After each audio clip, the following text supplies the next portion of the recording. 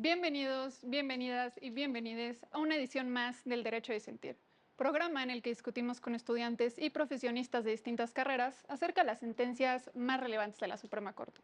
El día de hoy vamos a analizar una sentencia interesantísima de la primera sala, en la que se dirimió una controversia entre los derechos a la libertad de expresión, libre desarrollo de la personalidad y el principio de igualdad y no discriminación. En esta sentencia se analiza el caso de una persona que fue despedida dentro de su primer día de trabajo al percatarse sus empleadores que tenía un tatuaje de una esvástica detrás de la oreja izquierda. Se le pidió que se tapara o se removiera el tatuaje por parte de los empleadores que formaban parte de la comunidad judía y la persona se negó. Es dentro de este contexto que es separada de su empleo. Posteriormente, esta persona demanda a la empresa pues considera que el acto de su despido constituyó un acto discriminatorio e injustificado. ¿Qué dijo la Corte? Lo vamos a revisar. Para platicar de este tema nos acompañan Scarlett Mellado, de Ciencias Políticas y Derecho de la UNAM, Cristian Rolón, del Derecho de la UNAM, Juan Carlos Rocha, de Derecho de la UNAM, Dalia Greenberg, de Relaciones Internacionales del ITAM, y Bri García, de Relaciones Internacionales y Desarrollo y Gestión Interculturales de la UNAM. Yo soy Lorenzo Orías. Comenzamos.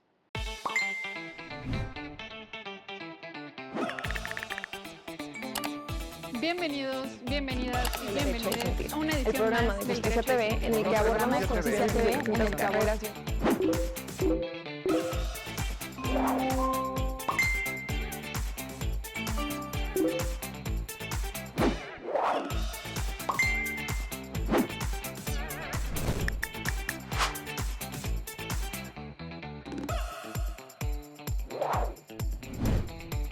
Pues como les comentaba, el día de hoy vamos a estar analizando una sentencia muy relevante para el marco normativo de libertad de expresión y discurso de odio. Y pues creo que me interesaría mucho más que alguno de ustedes nos platicara qué es lo que alegaba esta persona para demandar a una empresa por la que fue despedido por portar un tatuaje de esvástica en un lugar visible, en este caso lo tenía en el cuello.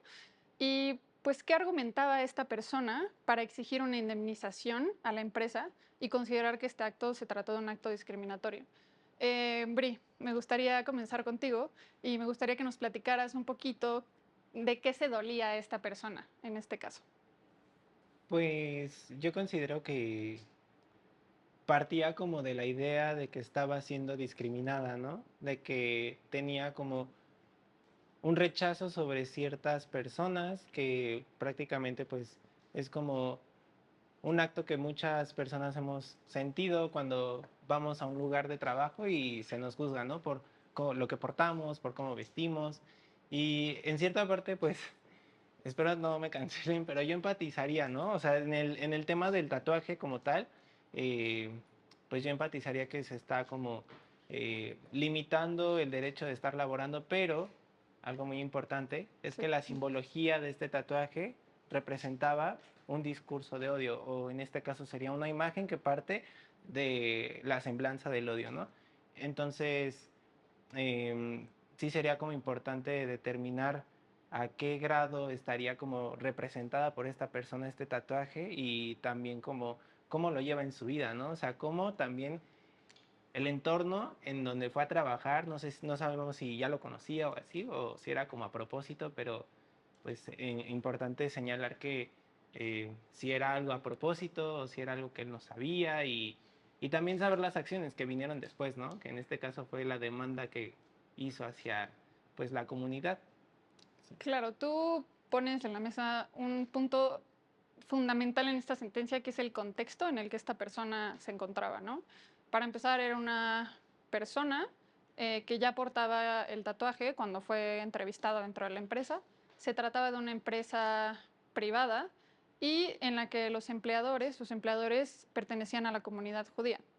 Eh, en este contexto es que la Corte analiza este caso, pero me gustaría darle a comenzar preguntándote, ¿tú consideras que el despido de esta persona, de esta empresa, sobre todo cuando sus empleadores ya habían visto su tatuaje al momento de entrevistarse, considera un acto discriminatorio? Yo considero que no es un acto discriminatorio porque por el símbolo, o sea, lo que es la suástica, tú puedes argumentar que no sabías lo que era la suástica. Tú puedes decir, antes de que fuera utilizado por el régimen nazi, la suástica se utilizaba en el hinduismo y está en varios templos pues del hinduismo y del budismo, pero desde que se utiliza en el nazismo y en la Segunda Guerra Mundial, se vuelve este símbolo un discurso de odio. Y el símbolo es utilizado, por lo menos en la cultura occidental, para hacer referencia a discriminación a la comunidad judía y a lo que ocurrió en el Holocausto. Y creo que los miembros de la comunidad judía, al ver esto y el que les recuerde lo que ocurrió y la matanza de 6 millones de judíos en el Holocausto, creo que están en todo su derecho de no trabajar con alguien que tiene ese símbolo. Y creo que a nadie nos gustaría trabajar en un lugar en donde las personas porten símbolos que significan, porque eso significa, tú podrías argumentar que no, pero la suástica en nuestro contexto y desde que fue utilizada por el nazismo, se utiliza directamente para atacar a la comunidad judía. Entonces, yo creo que nadie, no nada más si es la suástica, yo creo que nadie debería de trabajar con alguien que porta un símbolo que hace alusión a una discriminación a tu persona. Y creo que un buen ejemplo de esto es que nadie le está prohibiendo que tenga el tatuaje de la suástica. Nadie está diciendo que no lo puedes portar o que te van a meter a la cárcel por portarlo. No, en México no, hay en países en donde sí, por ejemplo en Alemania, por el contexto que vivió Alemania y por la situación que vivió Alemania de que ya han vivido la subida de un gobierno fascista de extrema derecha, en ese contexto está prohibido, así como en el contexto de una empresa en donde trabajan personas judías. Creo que es como si tú dibujas una suástica en una pared, no es lo mismo que llegar y dibujar una suástica en la puerta de una casa judía. No es lo mismo.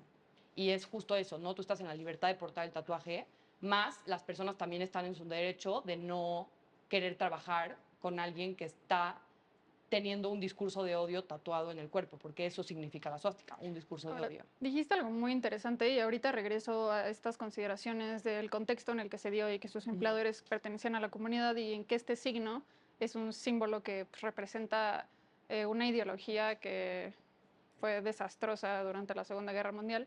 Pero antes me gustaría platicar un poco de la libertad de las personas de portar un tatuaje, ¿no? Porque el contexto, y lo dice la Corte en varias partes de la sentencia, aquí no estamos prejuzgando de ningún otro caso en el que otra persona tenga un tatuaje, tal vez el mismo tatuaje, pero se encuentra en otro contexto, ¿no? Hay que atender a caso particular.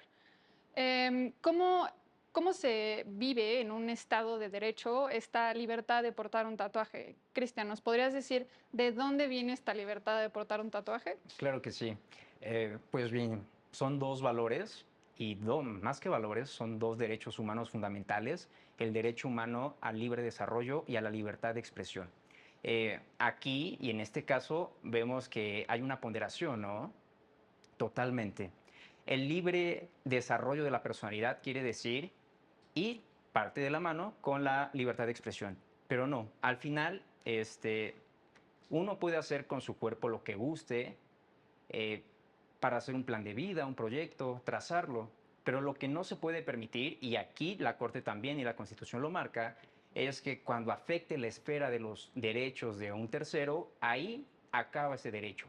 Y aquí lo vemos totalmente en este caso, cuando esta persona tiene un tatuaje de una esvástica en el cuello, detrás del oído, y miente, ¿no? Al decir en su entrevista de trabajo, ah, sí, tengo un tatuaje, lo escribe, pero no dice qué es, ¿no? Llega y en el primer día se dan cuenta, ¿no? Dicen, oye, nos percatamos que tienes esto, pero al final no fue como un acto muy imperativo, sino que le dieron opciones, le dijeron, oye, ¿sabes qué? Hay la posibilidad de que puedas ocultarlo. Esta persona se niega y dice, no, se ve muy, muy forzado en su decisión, dice, no, no, no se puede. Y es cuando lo despiden, pero le dan su finiquito y se le da su rescisión del contrato. O sea, todo parece, al parecer, perfecto, ¿no? Exactamente. Que de hecho me parece muy interesante, ¿eh? Que jugar con el contexto en el que se encontraba esta persona. Esta persona pudo haber dicho, no, no, es un tatuaje que proviene de yo siendo creyente o practicante del budismo.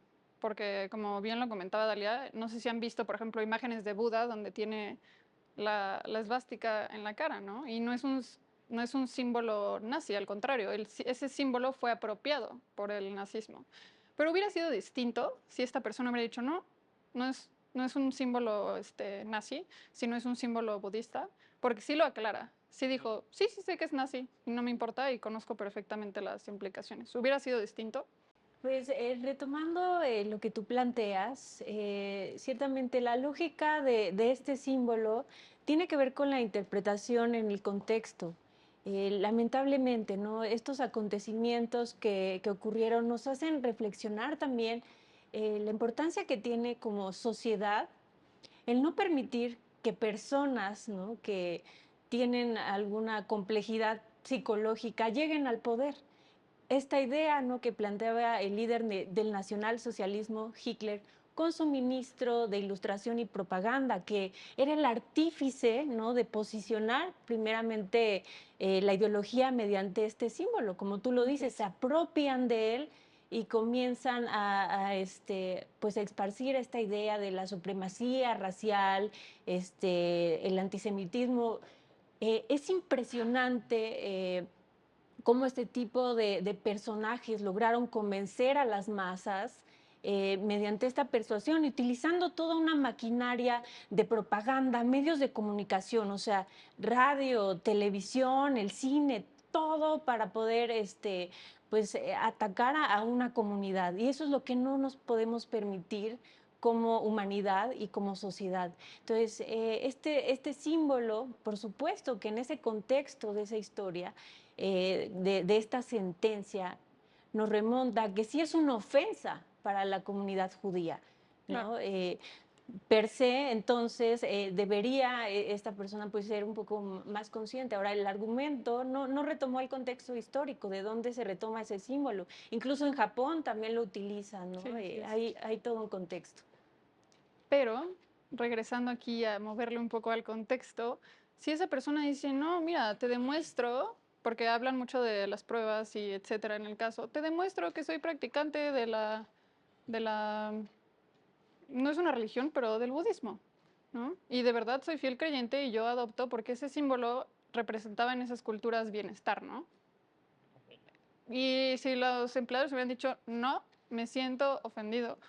Tú, Juan Carlos, ¿crees que hubieras seguido siendo un despido justificado? Justo, Lorenza, en este tema creo que ya cambiaste todo el contexto, que fue lo que comenzamos hablando, porque ya aquí ya no es una ofensa, bueno, ya no tiene... Estamos hablando de temas completamente distintos, siento yo. ¿Por qué? Porque aquí ya es una creencia de él, que justo va de la mano con los derechos que ya había hablado Cristian, de la libre expresión, de libertad de creer en lo que tú creas, valga la redundancia.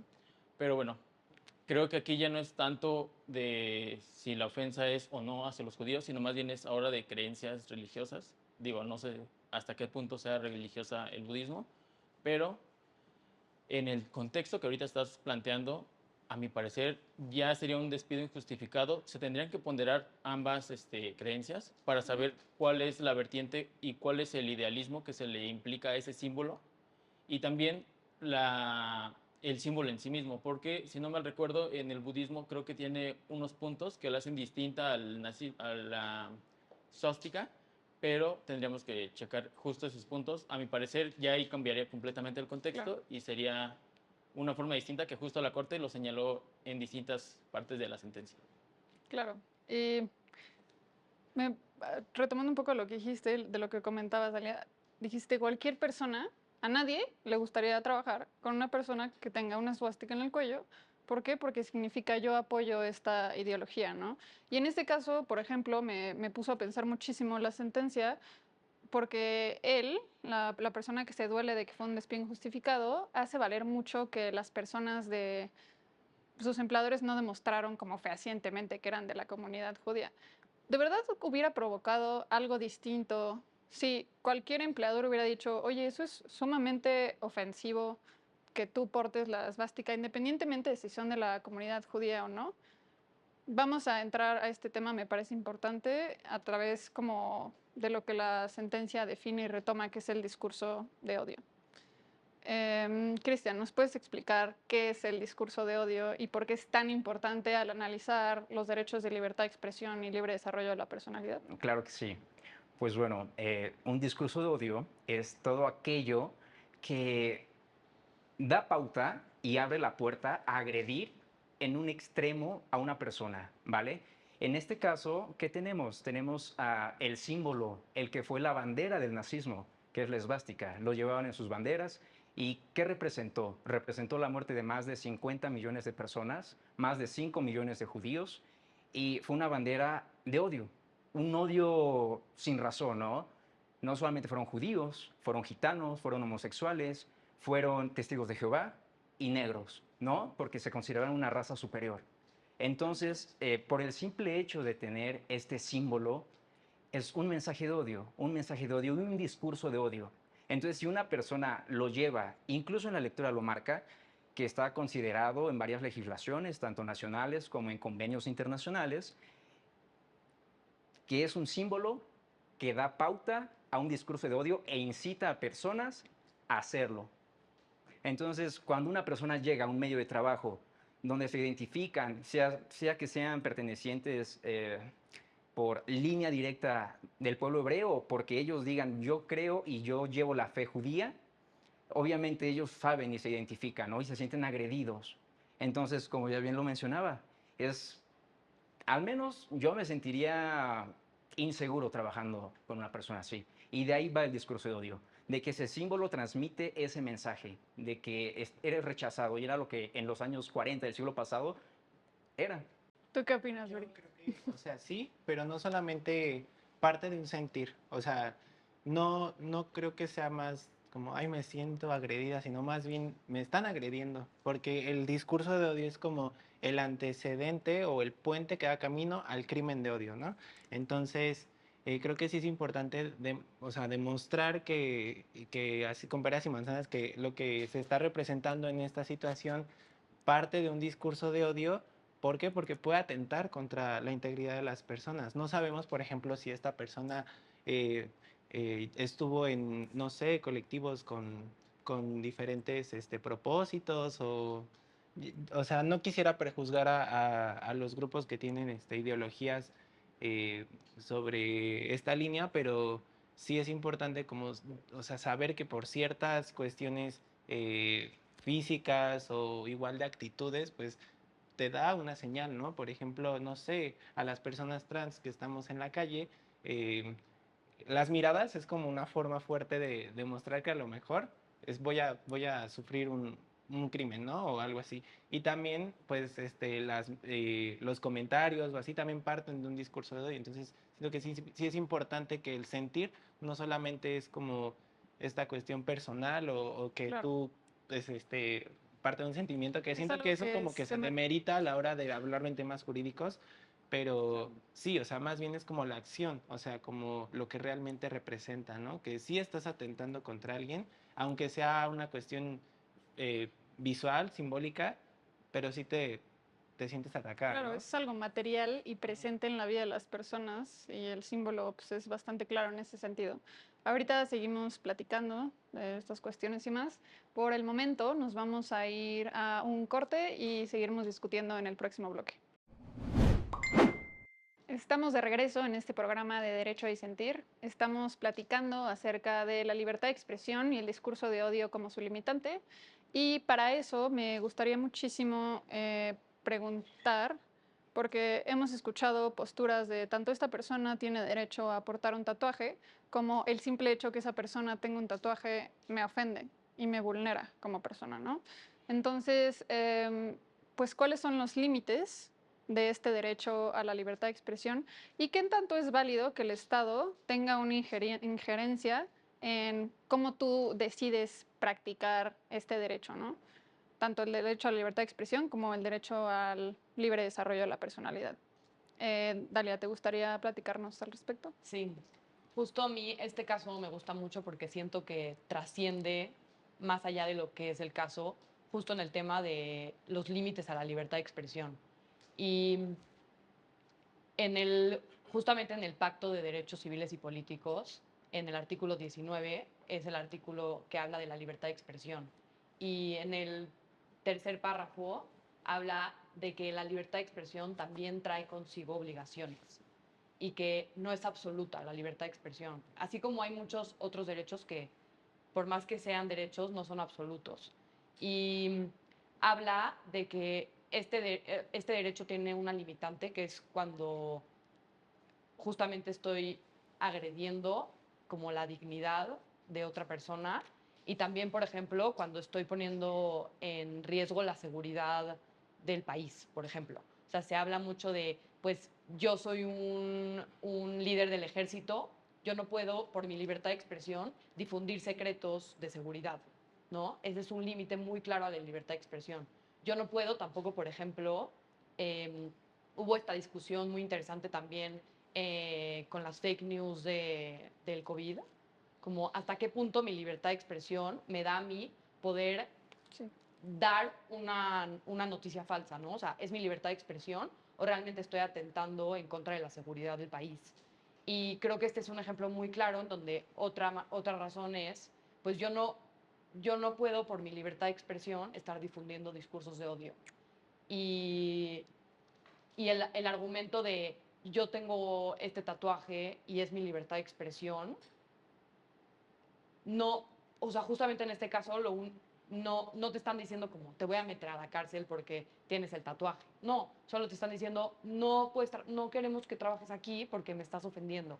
Y creo que no está atentando, en este caso, en contra de la libertad de expresión de esta persona, porque está cruzando justamente la línea en donde sí hay un límite a este derecho, que es cuando estoy pues afectando la dignidad de otro. Y un ejemplo muy claro de otro derecho que, o sea, como para contextualizar que no es el único derecho que tiene límites, un ejemplo muy claro es el derecho a la movilidad, a la libre movilidad.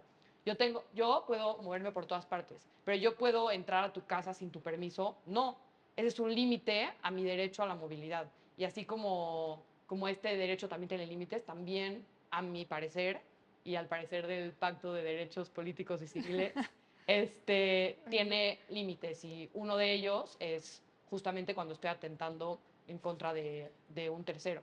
Oigan, pero ¿cuándo se traspasa este límite? Porque esta persona argumentaba muchísimo que él no había expresado tener ideologías antisemitas.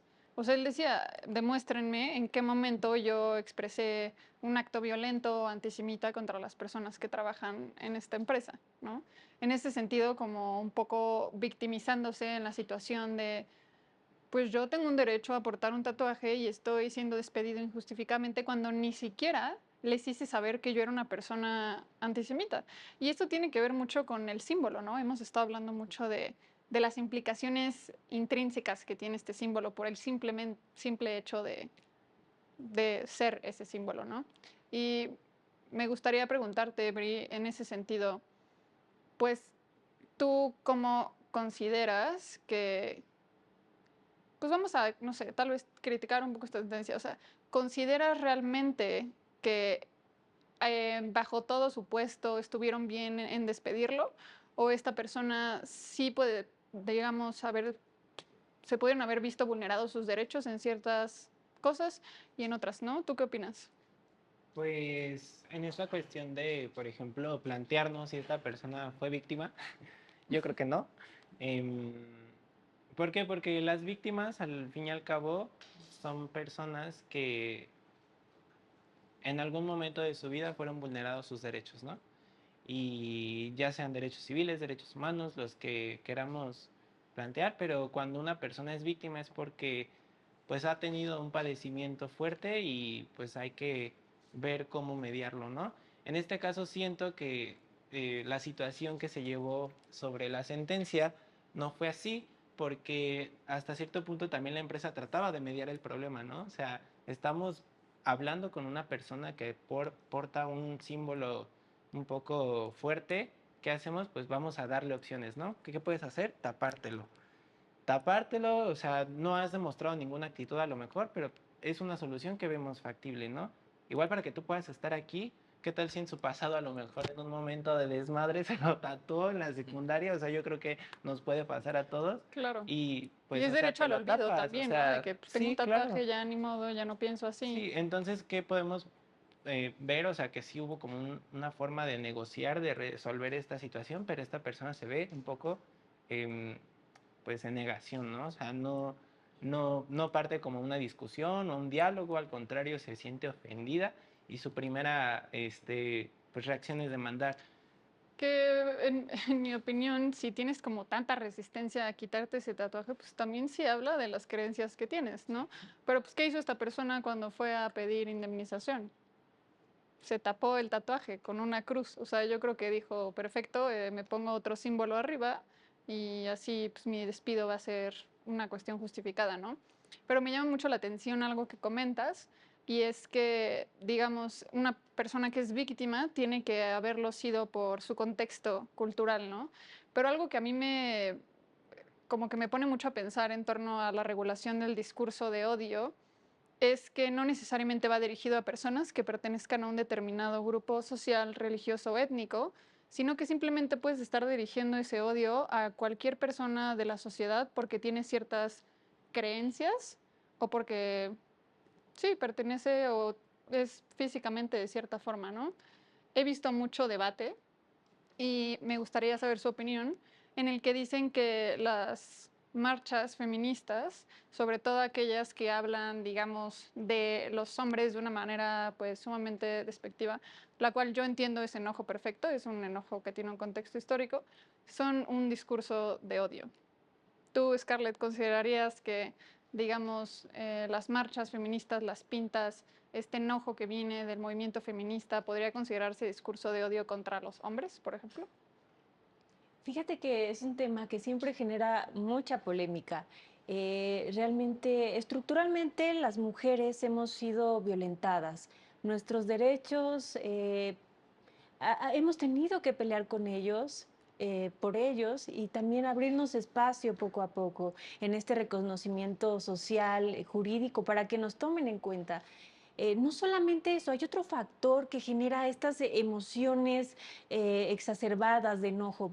Uno de ellos es que nuestro país es uno de los países con un índice muy alto de violencia, de feminicidios. Y vamos, eso genera en la conciencia social esta ira, que es un enojo exacerbado, ¿no? La emoción desbordada. Claro.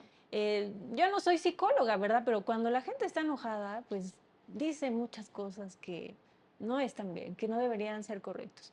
Estoy He completamente de acuerdo. participado en marchas feministas porque me uno también a esta indignación de los feminicidios, del no reconocimiento de nuestros derechos, de la libertad de expresión de las mujeres, de lo que queramos hacer.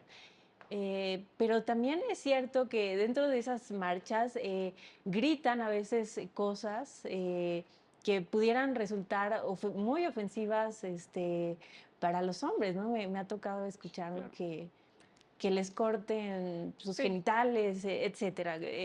Entonces, pudiera interpretarse como, sí, como una ofensa al gritar Que es eso. duro, ¿no? Porque choca contra mis ideales. O sea, yo respeto el derecho a protestar y yo entiendo ese enojo colectivo. Entonces, no me gusta la idea de que alguien pudiera decir, pues eso es discurso de odio. Pues no, es un enojo que viene histórico, colectivo, ¿no? Que está siendo sacado y expresado y transmitido y pues, hay veces que es la única forma, ¿no? De exigir derechos. Pero al mismo tiempo, si consideramos el discurso de odio como este deliberado ánimo de menospreciar y discriminar a personas o grupos por cualquier condición, pues ahí es cuando entra. Históricamente, Pero, ellos han conquistado el mundo, han hecho y deshecho. Más bien ahorita nosotros estamos claro. en esa búsqueda, en esa conquista de reconocimiento de nuestros derechos. Sí, pero es interesante este debate, por Sí. ejemplo, de si una persona que no pertenece a un grupo sistemáticamente discriminado puede hacer valer que está sufriendo discurso de odio, ¿no? Pero es Ah, como la discriminación a la inversa, o sea, sí, el existe, racismo a la inversa, ajá, el ¿no? racismo a la inversa, como realmente te pueden discriminar por ser blanco. Yo creo que no, la verdad. El otro día estaba viendo, no sé si han seguido en las redes, una controversia de una diputada trans que se llama María Sí. Clemente, Y Muy bueno. pues digamos que compartió contenido explícito porque ella es trabajadora sexual y quiere hacer valer sus derechos. Y estaba en una plática con una diputada del PAN, que no voy a decir su nombre, y la diputada trans muy válidamente le decía, a ver, o sea, tú eres una persona blanca, privilegiada, católica, o sea, perteneces al PAN, o sea, ¿cómo vas a entender mi situación? Y esta señora le dice, eso es discurso de odio. Me estás discriminando. Exacto. ¿Qué opinan? Incluso, o sea, hace rato dijiste que hasta qué momento el Estado puede regular la libertad de expresión, ¿no? Y es algo que ella dice porque en el tema del trabajo sexual, pues justamente ella externó que el Estado no es propietario de su cuerpo. Así Entonces, por ende, el Estado tampoco debería regular la libertad de expresión. Al contrario, yo creo que debería fijarse más en los actos que se consideran negativos, ¿no? Como lo es el discurso de odio, regular cómo vamos a determinar cuando me están atacando, cuando estoy siendo vulnerable. Y yo soy, o sea, muy fan de esta, o sea, de lo que se ha desenvuelto por esta situación. Sí. Sin embargo, siento que igual hay como muchos sesgos, ¿no? Porque, por ejemplo, la forma en que se transmite la noticia, también siento que parte de un discurso de odio, ¿no? Claro. No me acuerdo el nombre del noticiero, pero sí yo siento que, por ejemplo, los que son, o sea, conductores de noticias, también tienen una fuerte postura sobre cómo van a transmitir una noticia, ¿no? O sea, el mensaje que se está transmitiendo. Y yo veía cómo, cómo lo transmitían varias personas y tan solo sus gestos, ¿no? De, bueno, esta Ujú. prostituta que está hablando sobre y es diputada, bueno, a ver si no la sancionan o es lo único que le van a hacer, o sea, una llamada de atención y dices, wow, o sea, también en las emociones, los gestos, en muchas otras formas se puede transmitir un discurso de odio. Entonces, igual sería padre que lo determináramos. Así es. Y aquí me gustaría preguntarles, o sea, un tatuaje de esvástica es un, esta persona podría decir, es un simple símbolo de algo que transcurrió hace muchísimo tiempo, o es algo que todavía se sigue sintiendo muy vigente y que claro que representa un peligro permitir que las personas puedan, digamos, portar estos símbolos y acceder a cualquier espacio de trabajo. O sea, ¿cuáles son como esos peligros o amenazas que podría representar empezar a permitir que estos símbolos, digamos, se difundan, se permitan dentro de una sociedad? Florencia. Sí, Sí. claro, Juan Carlos. Con respecto a este tema, me parece pues muy válido tu punto de vista, sobre todo por el tema de que sí, es un símbolo que pasó hace medio siglo, digamos. Eh, Creo que más bien es en base al contexto, y lo señala también muchísimo la Corte en la sentencia, que es en cuanto al contexto en el que se dio este símbolo, lo que ocurrió en el Holocausto. Entonces fue justamente esta idea, esta ideología, no solo una idea, sino una ideología completamente con la cual las personas, al tener ese símbolo, justo creamos un sentido de pertenencia y quizás de identidad, lo cual bueno, creo que compartimos todos aquí, queremos evitar completamente. Un genocidio como el que pasó es triste, es lamentable y no queremos que se repita. Tan es así que los derechos humanos surgieron a partir de este evento. Entonces, creo que justamente Sí. el símbolo en sí tiene mucha carga tanto de ideología, tanto de pertenencia, y es algo que no nos podemos permitir. Y sí, estoy de acuerdo en que hasta cierto punto se restrinja en los contextos que ya habíamos comentado, porque hay contextos en los cuales no estoy del todo de acuerdo, aunque sí, en ciertos temas con la esvástica o suástica, yo estaría de acuerdo en que se delimitara. Sí, bueno. Agregando a esto y a la pregunta, me encantaría decir que el antisemitismo se acabó con la Segunda Guerra Mundial, pero eso es falso. El antisemitismo está todos los días. En México, hace una semana, no sé si vieron el caso, pero Tomás Herón está extraditado en Israel, ¿ok? Y la embajada de Israel amaneció con suásticas. Entonces, esto claramente es un discurso de antisemitismo, porque una cosa es criticar al gobierno israelí, todos podemos criticar al gobierno israelí, pero poner una suástica en la embajada de Israel, pasó hace una semana, en nuestro país, aquí.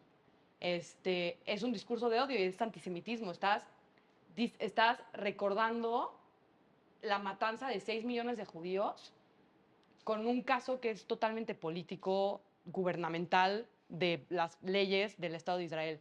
Y creo que justo el decir que el antisemitismo en nuestro país se vive todos los días es suficiente justificación, a diferencia de lo que mi compañero dijo.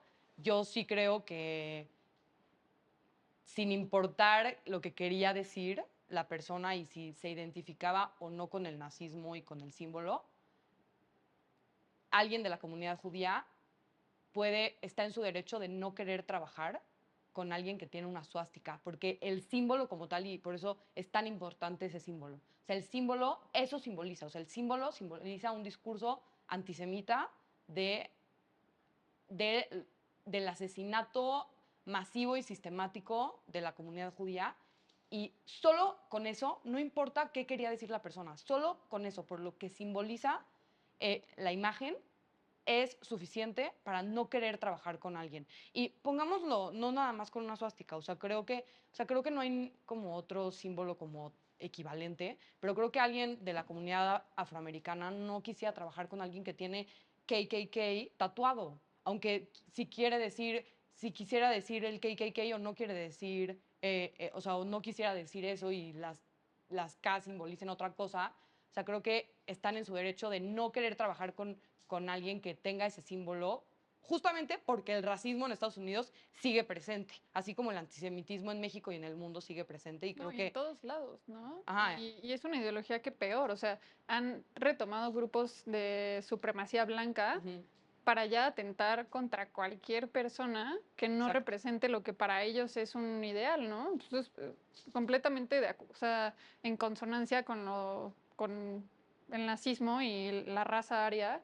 Se ha usado en el aborto, Así diciendo es. que las mujeres que abortan están haciendo un genocidio y entonces ponen que las mujeres que abortan son nazis y las ponen con el Ah, pues símbolo nazi. feminazi. A Ujú. mí me han llamado feminazi Claro. incontables Entonces, o ocasiones, sea, no ¿no? sé, una feminista también se podría sentir ofendida por el símbolo nazi, porque, no, porque alguna vez acusaron al movimiento por la despenalización del aborto de ser nazis por matar a bebés. O sea, creo que el símbolo va mucho más allá y está más que presente en la actualidad, y por eso el símbolo como tal, sin importar qué quería decir o no, ya es un discurso de odio. Y, o sea, eso es mi opinión. De acuerdo. Hemos visto, por ejemplo, las imágenes, o bueno, las justificaciones de Rusia por la guerra de Ucrania. No, o sea, no voy a tomar posturas, pero el punto es que Rusia dice que atacó Ucrania porque había muchísimo nazismo presente Ujú. y saca evidencias, etcétera, pero nos habla de un fenómeno que sigue muy vigente, ¿no? Incluso las personas que se metieron al Capitolio en Estados Unidos, al Congreso, perdón, pues tenían símbolos nazis y eran personas blancas, en su mayoría hombres, y eso te habla de que los grupos de poder aprovechan este símbolo, digamos, pues para cometer actos de odio, ¿no?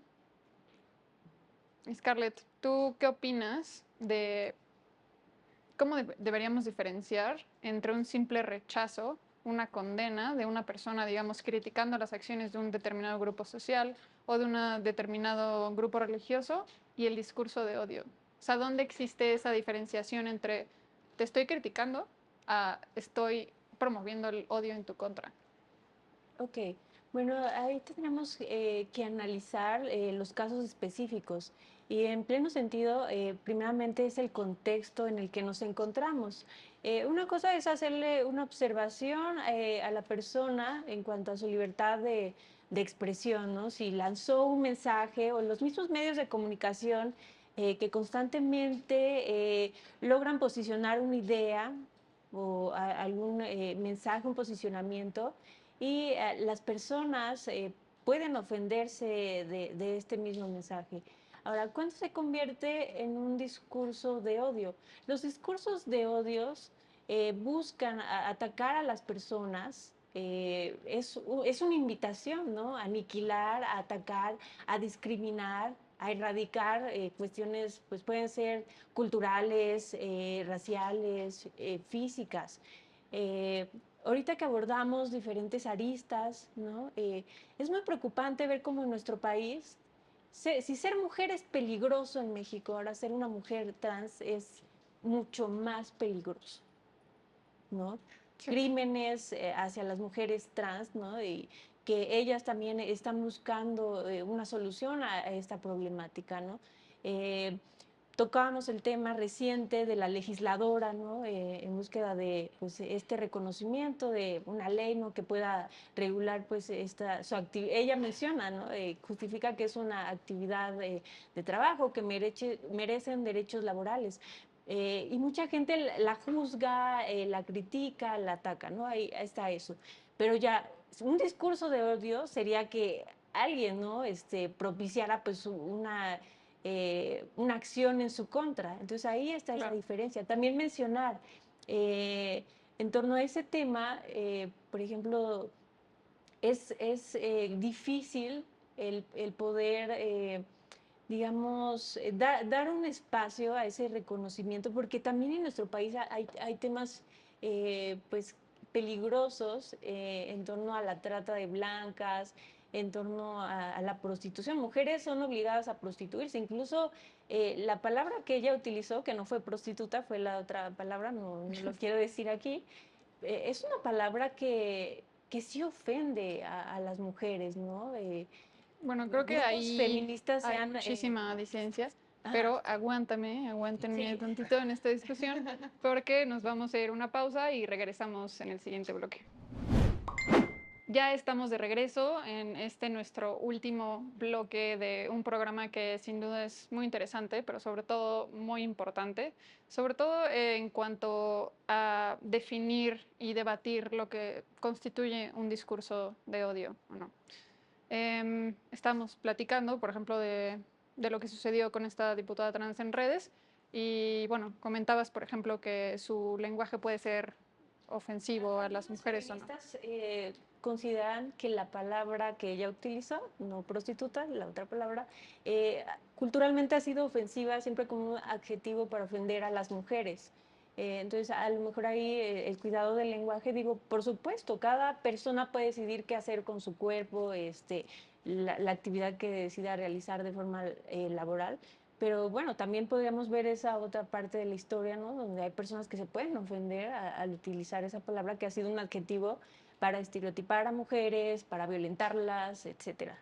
Y creo que en temas de género, de violencia de género, de la misoginia, es el negocio de la complejidad, ¿no? O sea, puedes analizarlo desde tantas Sí. diferentes posiciones y aristas que se vuelve muy complejo, ¿no? Pero retomando, creo que parte de lo que dijiste, veo como ciertas críticas hacia ciertas personas pertenecientes a ciertos grupos se disfrazan como críticas académicas o tal vez de moral de lo que es correcto, ¿no? Me viene a la mente los grupos transfóbicos de mujeres que se disfrazan en la ciencia y en la academia para pues, claramente, digamos, propagar un discurso de odio, ¿no?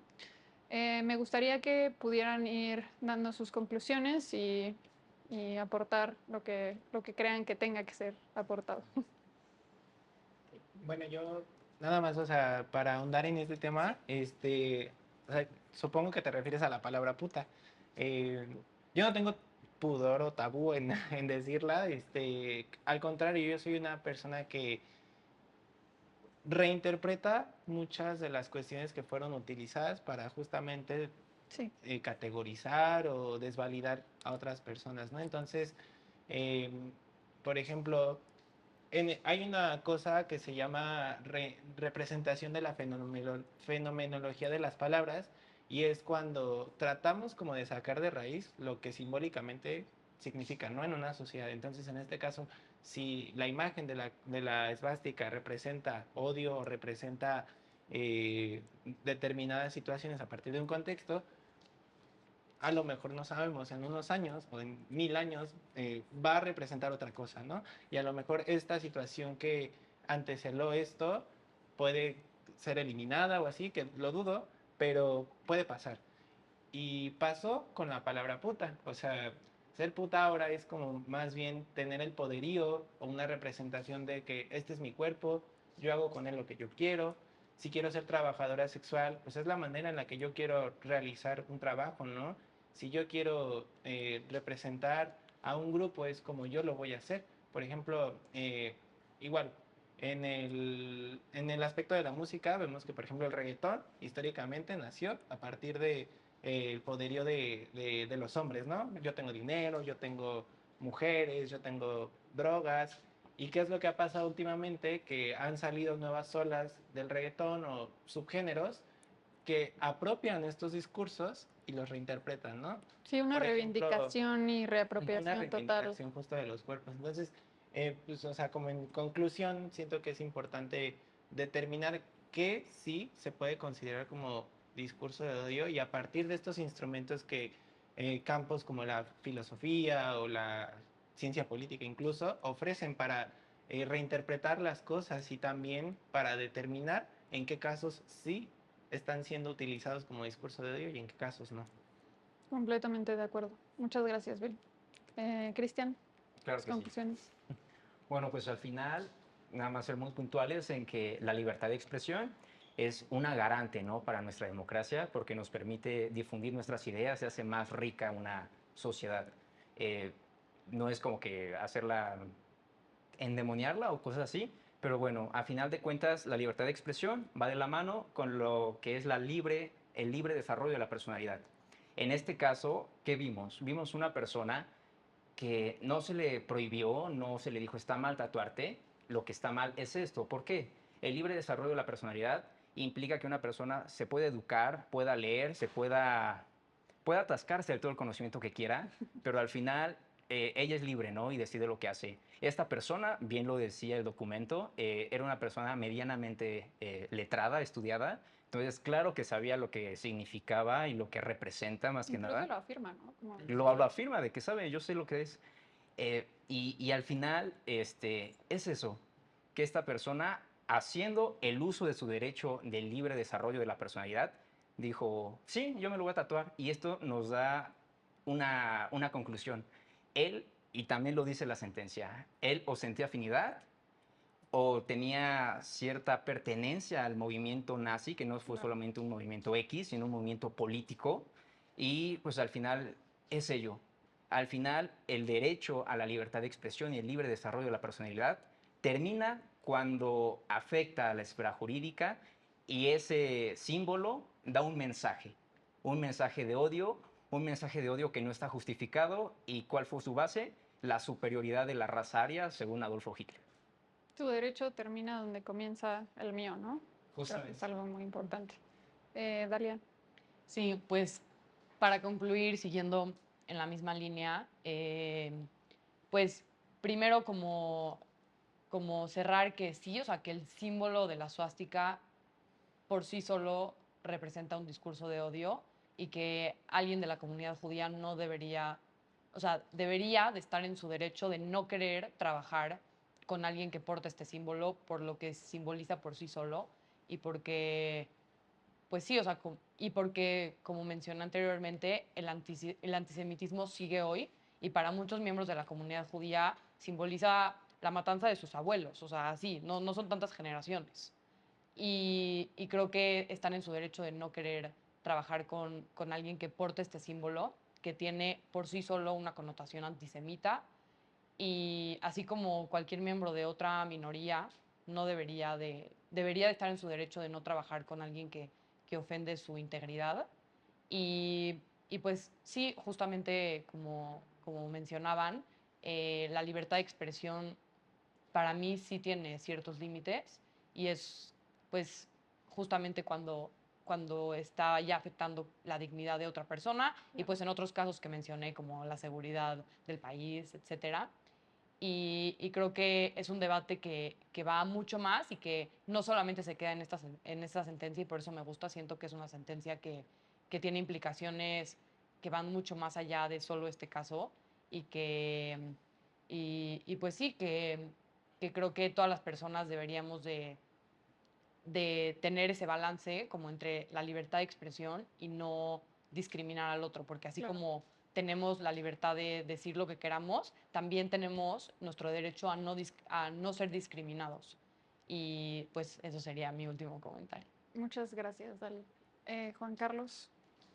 Por mi parte, en cuanto a conclusiones, debo decir que en simbología creo que sí hay un tema que se debe tratar. Vemos por el tema de la suástica, sí es un tema muy controversial, diría yo. Pero también, por ejemplo, en el tema, hablamos un poco de temas feministas y también de la comunidad un poco LGBT. Digo, no lo trajimos al tema, pero, por ejemplo, No, se trajo el tema. no vendrá al tema. Por ejemplo, en el tema de la comunidad LGBT, se tomó al Che Guevara como un símbolo para ellos y en sí el Che Guevara hizo crímenes contra ellos. Entonces, creo que hay un gran discurso aquí que se tiene que tratar. El discurso de odio, sin embargo, es completamente el límite del derecho de expresión, sin duda alguna. Y por otra parte, creo que tenemos bastante que definir. No se puede definir como lo dijo la Corte. Siento yo que el discurso de odio en una sentencia, ni mucho menos en un caso, ni decirlo en un artículo de ley, para mí es muy diverso y justo se debe contemplar en distintos contextos porque se delimitarían bastantes derechos humanos, a mi parecer. Claro, y estuvimos Entonces, discutiendo, ¿no? De lo sí, complejo justo. que es definir qué es discurso de odio y qué no. Y pues cerramos contigo, Scarlett. Muchas gracias. Como humanidad no nos podemos permitir que existan estos discursos de odio, ni contra las mujeres trans, ni contra la comunidad judía, ni contra las feministas, ni contra nadie. Por ello, considero que es de suma importancia que sigamos reflexionando que esos discursos que imperan en una cierta supremacía, sea racial, sea ideológica, de estatus social, de lo que sea, no pueden convalidar con los valores que queremos establecer ahora a la sociedad que queremos construir. Que estos acontecimientos, que el Holocausto nos recuerde que la humanidad no debe permitir también que personas en el poder con esas distorsiones de superioridad lleguen al poder, porque utilizan los medios de comunicación, toda la propaganda a su favor, para poder difundir esas ideas, esos mensajes, para poder convencer a las masas. Entonces, sigamos combatiendo los discursos de odio y no digo que solamente tengamos memoria, ¿no? Tenemos un museo de memoria y tolerancia. No se trata de tolerar, se trata de respetar a la otredad, porque somos pues un todo. Ni siquiera es memoria, ¿no? Es algo que, como platicamos, está tan vigente dentro de nuestra sociedad que es por eso que hay que tener tanto cuidado con todo lo que tiene que ver con discurso de odio, ¿no? Por eso es una clarísima limitante del derecho a la libertad de expresión, que es de los derechos pues, más importantes dentro de una democracia, ¿no? Sí. Es el derecho en el que convergen muchísimas libertades. Y Como mencionaba Bri, o sea, estos discursos de odio se van moldeando con el tiempo y tal vez cosas que antes no parecían un discurso de odio, hoy ya son un discurso de odio y pues sí, o sea, ir aprendiendo con el tiempo y ir avanzando, ¿no? Como sociedad a qué sí es un discurso de odio y qué no, ¿no? ¿Y hasta qué punto lo puedes permitir, no? Porque, por ejemplo, eh, no sé, espacios donde se supone que son seguros, como la escuela, ya están totalmente inundados de los discursos de odio, ¿no? O, por ejemplo, en mi facultad hay un buen de pintas transodiantes y pues vas al baño, te sientas y ves ahí que veíamos como estos discursos, ¿no? Aparte también forma pues o sea, una fuerte violencia sobre las personas que son, que tienen pene, o sea, no solamente a los hombres sin estás duda. determinándolo, sino también, por ejemplo, a mujeres trans o personas de género fluido, o sea, realmente hay como un espectro muy grande y cada cosita yo creo que se tiene que analizar, ¿no? Como decías, o sea, siento que todo es meramente interpretativo y hay que saber dónde sí y dónde no. Porque donde no, pues podemos cagarla, ¿no? Y también Claro. Y de verdad estas reflexiones me dejan muy claro por qué es tan importante que el Estado se meta a analizar qué constituye un discurso de odio y no, sobre todo porque son expresiones que son peligrosas para las personas a las que están dirigidas, ¿no? Y un simple mensaje se puede convertir en un mensaje que sea replicado por miles y miles de personas, por ejemplo, como lo fue el nazismo. Entonces creo que por eso es fundamental este análisis, las reflexiones que hicieron. De verdad, les agradezco muchísimo su participación y pues en ese sentido les agradecemos a todos por ver este programa y les esperamos en la próxima edición de Derecho de Sentir. Muchas gracias.